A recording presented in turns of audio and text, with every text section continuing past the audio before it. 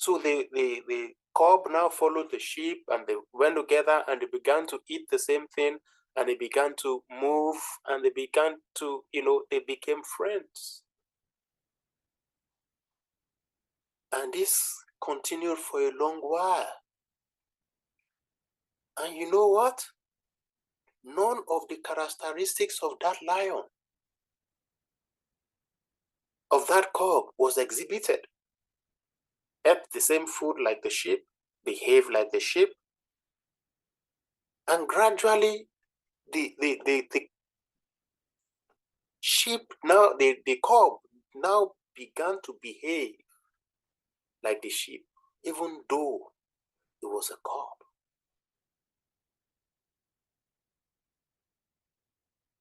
And after some time, the cub began to grow, but it still behaves like the sheep and eats the same thing as the sheep.